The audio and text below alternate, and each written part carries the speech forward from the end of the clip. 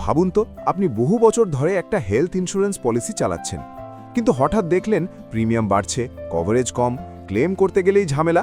তখন কি করবেন? নতুন পলিসি নেবেন, কিন্তু পুরনো সুবিধাগুলো তো হারিয়ে যাবে। এখানেই আসে একটা গুরুত্বপূর্ণ option, health insurance portability. Portability কি, কিভাবে কাজ করে, কখন করা উচিত, কি কি সুবিধা পাবেন, আর কি ভুল করলে বিপদ হতে পারে। পোর্টেবিলিটি আসলে কি? হেলথ ইন্স্যুরেন্স পোর্টেবিলিটি মানে হলো আপনি আপনার পুরনো ইন্স্যুরেন্স কোম্পানি বদলে অন্য কোম্পানিতে যেতে পারবেন, কিন্তু পুরনো সুবিধাগুলো হারাবেন না।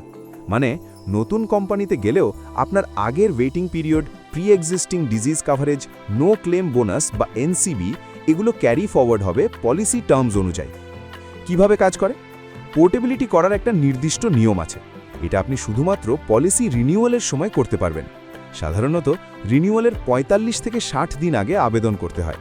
প্রক্রিয়াটা এমন: নতুন ইন্স্যুরেন্স কোম্পানি বেছে নিন, পোর্টেবিলিটি ফর্ম ফিল আপ করুন, পুরনো পলিসি ডিটেলস জমা দিন, নতুন কোম্পানি আপনার রিস্ক ইভ্যালুয়েট করবে, ১৫ দিনের মধ্যে অ্যাপ্রুভাল বা রিজেকশন দেবে। কি কি সুবিধা পাবেন? সবচেয়ে বড় সুবিধা continuity. ১. Waiting period carry forward. আপনি যদি ২-৩ বছর অলরেডি ওয়েট করে থাকেন, নতুন করে শুরু করতে হবে না। ২. Pre existing disease coverage. আগের রোগের জন্য আবার নতুন করে ওয়েটিং পিরিয়ড বসবে না। ৩. No claim bonus, NCB. পুরনো বোনাস পুরোপুরি না এলেও তার কন্টিনিউইটি বেনিফিট পাবেন। ৪. Better coverage. নতুন পলিসিতে আপনি বেশি সাম ইনশর্ড, বেশি হসপিটাল নেটওয়ার্ক এবং ভালো বেনিফিট পেতে পারেন। কখন পোর্ট করা উচিত? সব সময় পোর্ট করা দরকার নয়, কিন্তু কিছু পরিস্থিতিতে এটা খুব ইউজফুল। প্রিমিয়াম বেশি হয়ে গেলে, কভারেজ কম থাকলে, ক্লেম সেটেলমেন্ট খারাপ হলে, হসপিটাল নেটওয়ার্ক ছোট হলে, কাস্টমার সার্ভিস খারাপ হলে। সহজভাবে বললে, যখন মনে হবে আপনার পলিসি আপনার প্রয়োজন মেটাচ্ছে না। একটা গুরুত্বপূর্ণ বিষয়, আপনি সুস্থ অবস্থায় যত তাড়াতাড়ি পোর্ট করবেন তত ভালো। কারণ বয়স বাড়লে, রোগ থাকলে নতুন ইন্স্যুরার রিজেক্ট করতে পারে বা প্রিমিয়াম বাড়াতে পারে। গ্রুপ পলিসি থেকে ইন্ডিভিজুয়াল পলিসি। অনেকেই কোম্পানি হেলথ ইন্স্যুরেন্সের উপর ডিপেন্ড করেন, কিন্তু চাকরি বদলালে বা ছাড়লে সমস্যা হয়। তখন আপনি গ্রুপ পলিসি থেকে ইন্ডিভিজুয়াল পলিসিতে মাইগ্রেট করতে পারেন। এক্ষেত্রেও waiting period benefit carry forward হতে পারে, কন্টিনিউইটি বজায় থাকে। যা করা উচিত: ৪৫ থেকে ৬০ দিন আগে অ্যাপ্লাই করুন। শুধু কম প্রিমিয়াম নয়, কভারেজ কম্পেয়ার করুন। পলিসি টার্মস ভালো করে পড়ুন।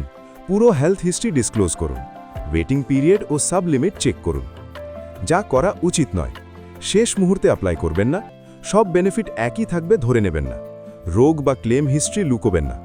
চলতি চিকিৎসার সময় পোর্ট করবেন না। শুধু কম দামের জন্য ডিসিশন নেবেন না। ধরুন আপনি ৩ বছর ধরে একটি পলিসি চালাচ্ছেন, হঠাৎ দেখলেন প্রিমিয়াম বেড়েছে, ক্লেম সেটেল করতে সমস্যা। এখন আপনি নতুন কোম্পানিতে গেলেন, তাহলে কি হবে? নতুন করে ৩ বছরের ওয়েটিং পিরিয়ড লাগবে না।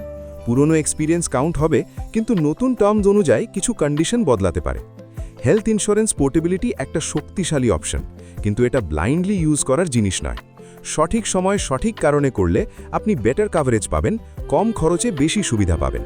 কিন্তু ভুলভাবে করলে ক্লেম রিজেক্ট হতে পারে, বেনিফিট কমে যেতে পারে।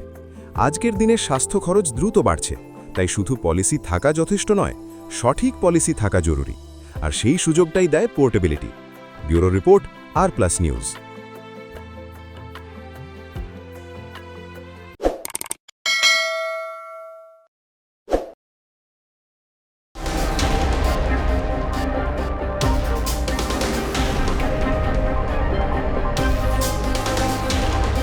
একদিকে পশ্চিম এশিয়া যুদ্ধ, কাঁচামালের দাম বৃদ্ধি, বৈশ্বিক অনিশ্চয়তা, তার মধ্যেই কি সত্যি ঘুরে দাঁড়াচ্ছে ভারতের গাড়ি শিল্প? চমকে দেওয়ার মতো তথ্য সামনে এনেছে society of Indian automobile manufacturers বা সিয়াম। ২০২৫-২৬ অর্থ বছরে দেশে মোট ৪৭ লক্ষ যাত্রীবাহী গাড়ি বিক্রি হয়েছে, যা ভারতের অটোমোবাইল শিল্পের ইতিহাসে এক নতুন রেকর্ড। অর্থাৎ এত প্রতিকূলতার মধ্যেও বাজারে চাহিদা কমেনি, বরং বেড়েছে। এই সাফল্যের পেছনে কারা? প্রথম সারিতে রয়েছে Maruti Suzuki India, tata motors এবং মাহিন্দ্রা অ্যান্ড মাহিন্দ্রা, এই ৩ বড় সংস্থা। তাদের শক্তিশালী বিক্রি এবং নতুন মডেলের লঞ্চ বাজারকে এগিয়ে নিয়ে গেছে। কিন্তু প্রশ্ন হচ্ছে, হঠাৎ এই উত্থান কেন? এখানে কয়েকটি গুরুত্বপূর্ণ কারণ রয়েছে। প্রথমত, গত বছরের সেপ্টেম্বরে গাড়ির ওপর জিএসটি হার কমানো হয়েছিল। এর ফলে গাড়ির দাম কিছুটা কমে যায় এবং ক্রেতাদের আগ্রহ বাড়ে। দ্বিতীয়ত, উৎসবের মরশুম, দুর্গাপুজো, দীপাবলি, এই সময়টায় ভারতীয় বাজারে ঐতিহ্যগতভাবে গাড়ির চাহিদা বাড়ে। 2025-26 অর্থ বছরে সেই চাহিদা ছিল অত্যন্ত শক্তিশালী।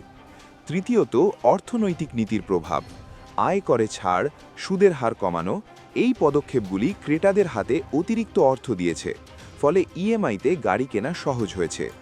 এখানে একটা বিষয় লক্ষণীয়, এই অর্থ বছরে গাড়ি শিল্পে দুই ধরনের প্রবণতা দেখা গেছে। প্রথমার্ধে বাজার কিছুটা ধীর ছিল, চিপ সংকট, কাঁচামালের সমস্যা, এই সব কারণে উৎপাদন ও সরবরাহে চাপ ছিল। কিন্তু দ্বিতীয়ার্ধে পরিস্থিতি বদলে যায়, চাহিদা হঠাৎ বেড়ে যায় এবং বাজার দ্রুত ঘুরে দাঁড়ায়। তবে এই সাফল্যের মধ্যেও উদ্বেগ রয়েছে। সবচেয়ে বড় চ্যালেঞ্জ কাঁচামালের দাম বৃদ্ধি।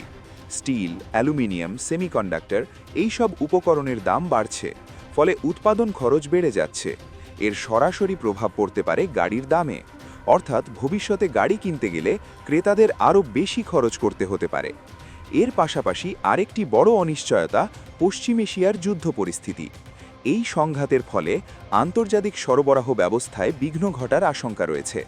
বিশেষ করে তেল ও জ্বালানির দাম বাড়লে পরিবহন খরচ বেড়ে যায়, যা শেষ পর্যন্ত গাড়ির দামে যুক্ত হয়।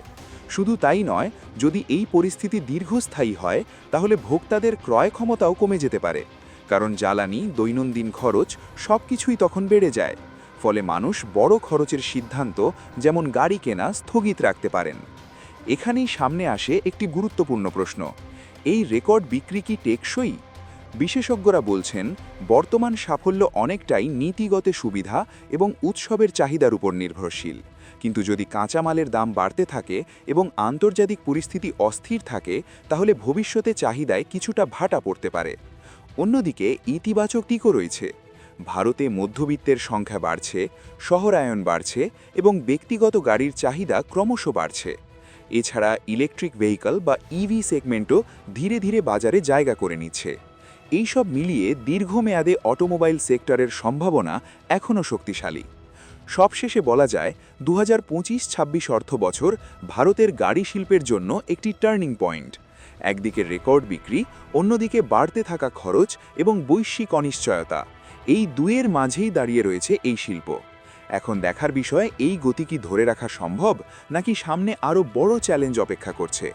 ব্যুরো রিপোর্ট, আর প্লাস নিউজ।